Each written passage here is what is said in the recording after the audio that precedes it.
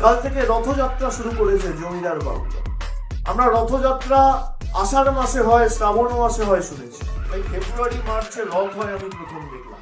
আমরা জগন্নাথ দেবের রথের কথা শুনেছি, আমরা মহাভারতে শ্রীকৃষ্ণ অর্জুনের রথের কথা শুনেছি, আমরা দেবদেবীদের রথের কথা শুনেছি। 2 নম্বর চিটিংবাজদের রথের কথা শুনি, এই প্রথম শুনলাম।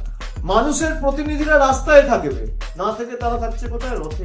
আপনি ভাবুন, মানুষ যাদের নির্বাচিত করেছে তাদের পায়ে যদি মাটিতে না পড়ে, তারা যদি রথে বসে ভাষণবাজি করে আর নির্দেশিকা জারি করে আর নিদান দেয়, আর ক্ষমতায় না আসার পরে বিরোধী দলে থেকে রথে চড়ছে, তাহলে যদি ক্ষমতায় থাকতো এরা কিসে চড়তো?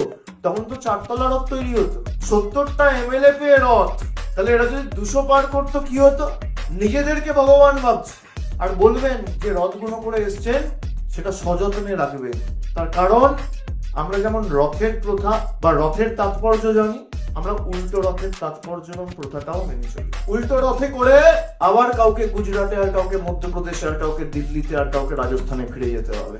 রথযাত্রা লোকারণ্য মহাদুম নাম, ভক্তেরা লুটায় পথে করিছে প্রণাম।